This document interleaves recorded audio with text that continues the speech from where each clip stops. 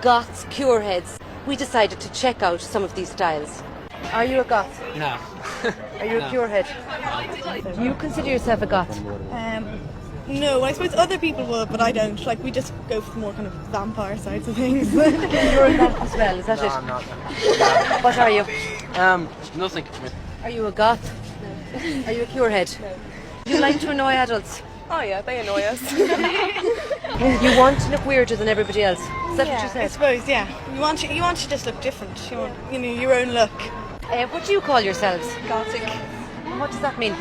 It's just the type of music we like and the way we dress and the makeup, like it's the whole effect. We're called goths. What do you call yourselves? Your heads. Yeah. Cure heads. Yeah. What are they? Just things like the music, all the music you're into, like the Cure and stuff like that. Just the way you dress. Your hair. Right, and you listen only to one group? No. The Cure, the Smiths. B-52. And where did the look come from?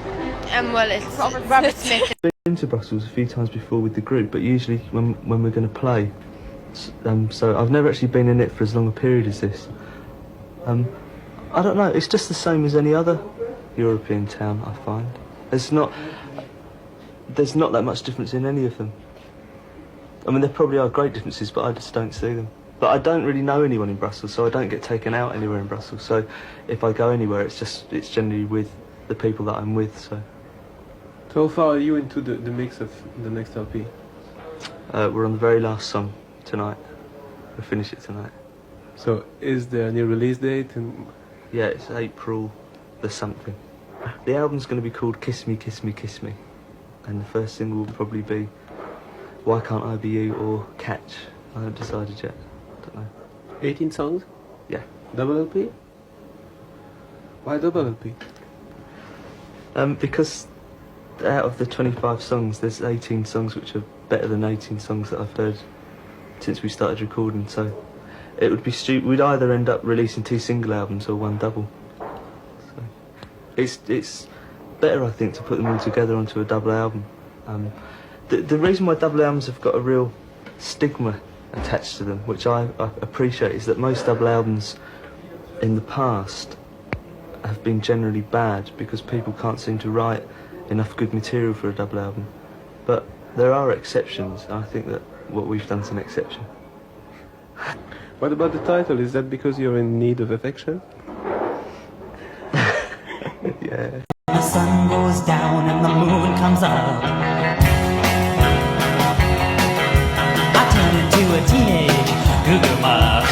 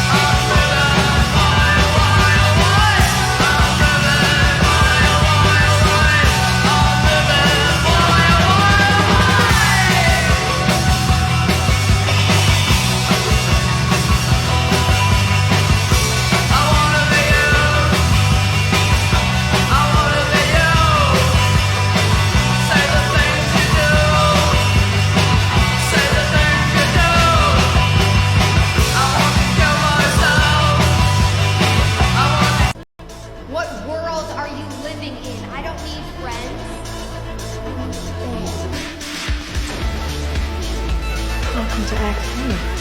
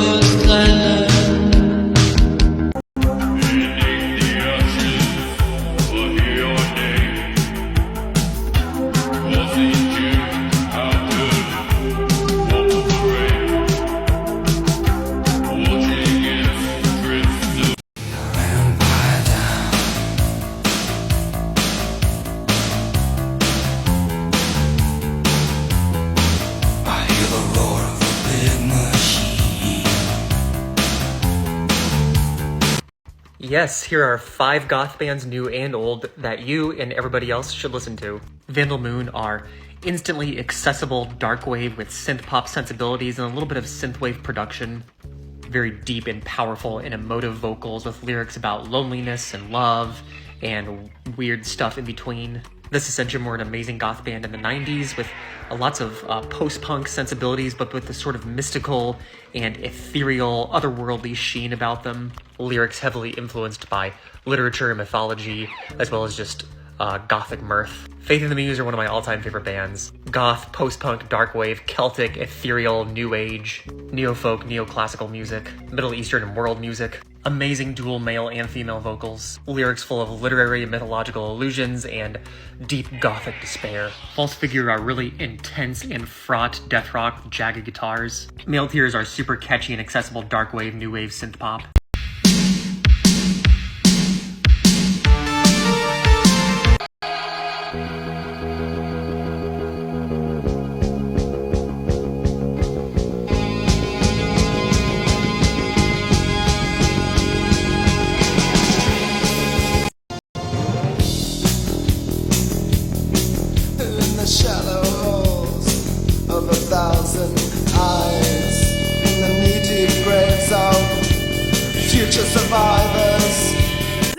difference between punk and goth, I was surprised to find that more than one of my undergrad students told me that they didn't know the difference between these two subcultures before learning about them in my class. They just essentially knew that these were both styles that were dark and aggressive or even scary. So boiling it down, punk dates to as early as 1972 in London. This was an anti-establishment subculture that really wanted to disrupt the mainstream, in part by dressing in really shocking ways, such as with facial piercings and body modifications, wearing fetish accessories, and offensive symbols like the swastika or even pornographic imagery, as well as a lot of deconstructed and DIY elements. Although looks like this are really not shocking anymore in the 21st century, they absolutely were in the 1970s. Goth style definitely does share certain elements with punk, but is considered an offshoot of the punk subculture emerging around the very late 70s and the early 1980s, also out of the UK. And this included very heavy dark makeup for both men and women, as well as large back-combed hair, and obviously this proclivity towards the color black and darkness and the macabre in general. Now, since the 1980s, there have been so many more offshoots of these subcultures, as well as a lot of blending them all together in the 21st century, so really, I should not have been surprised that there was confusion.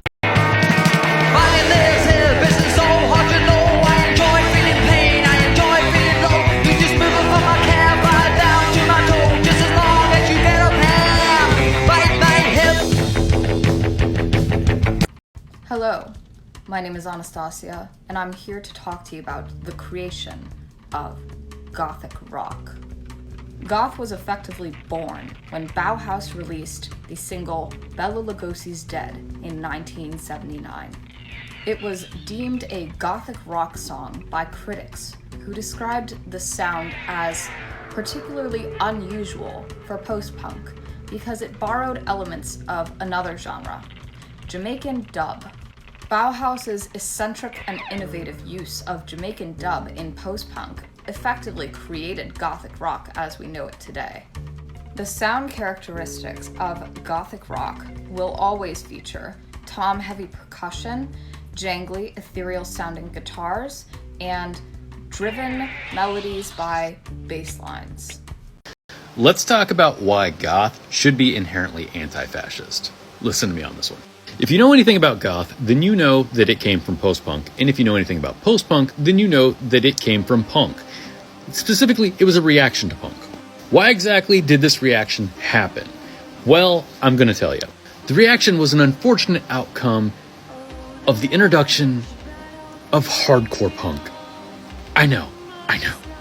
Unfortunately, hardcore punk brought out a lot of those beer-drinking asshole jocks that everybody just fucking loved back in the day.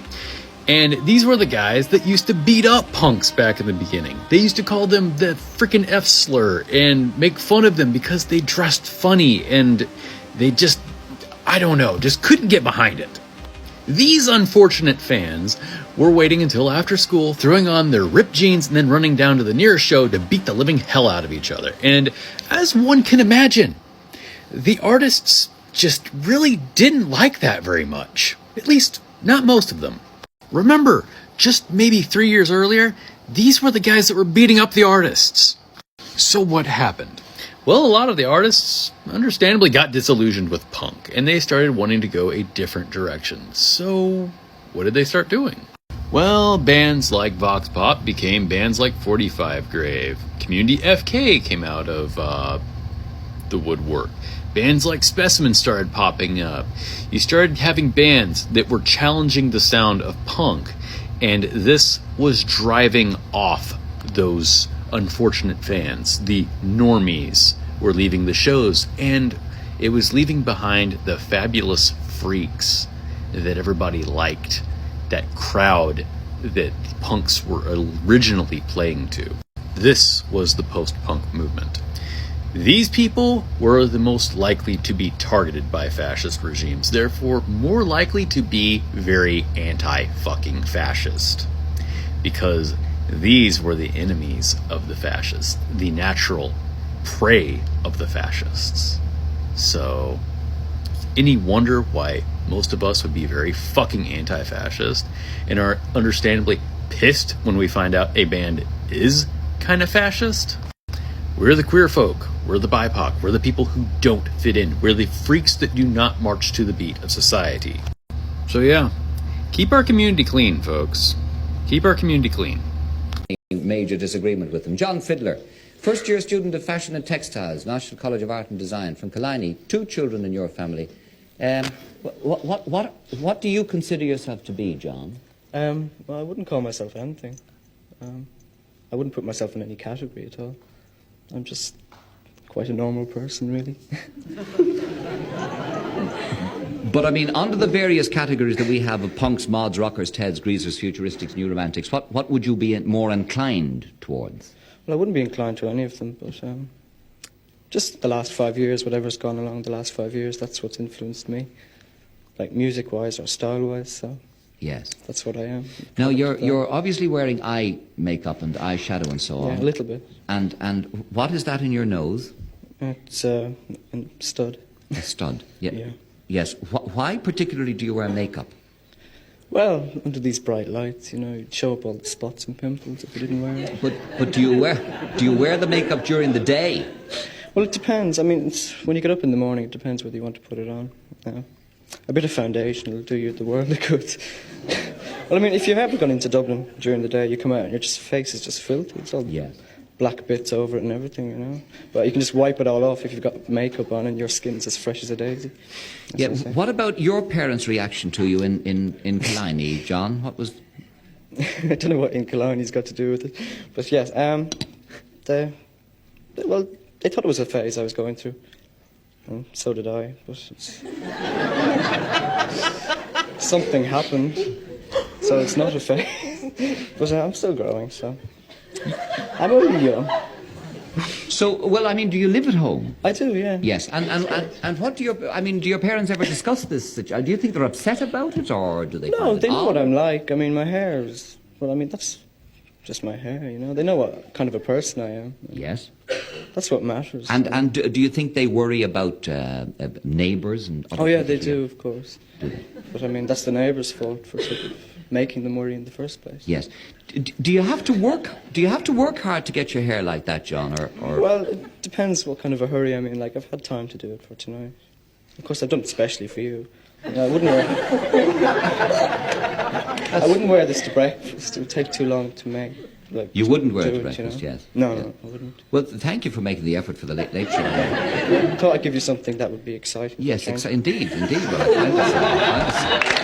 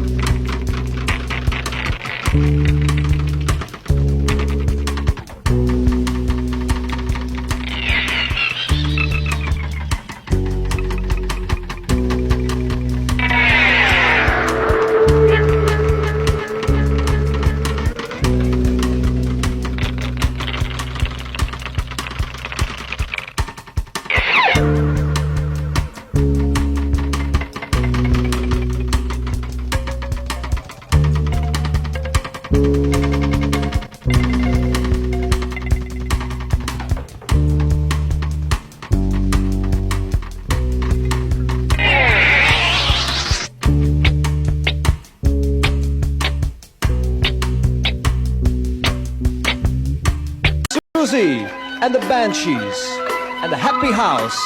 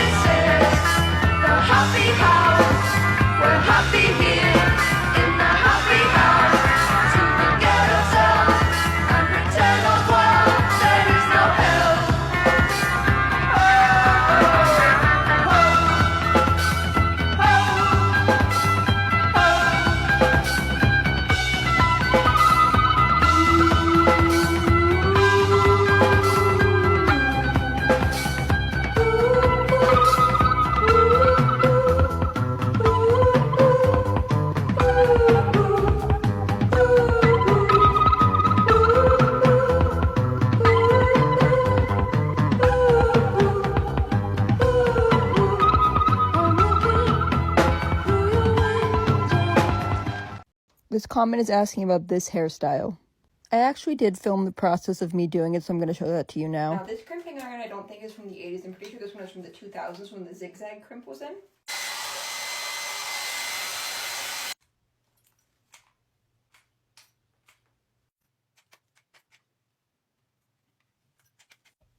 By the way, I've never crimped my hair before. Alright, now we're going to try to do the back of my head without burning myself.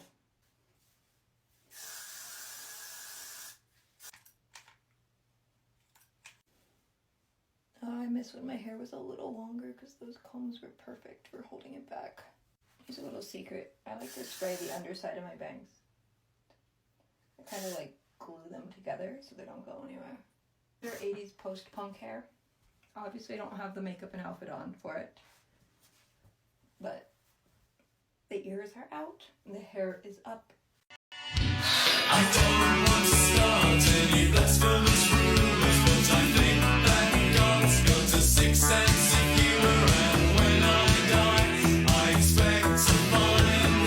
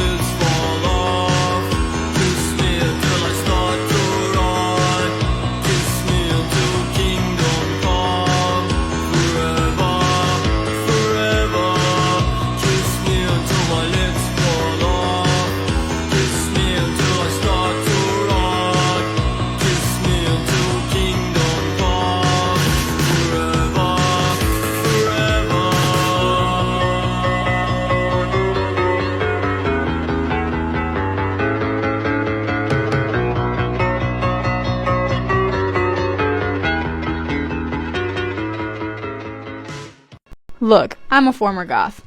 I'm constantly seeing people fight about what is and isn't considered goth. But it's funny how when you were legitimately goth growing up, that label never leaves you, even when you want it to.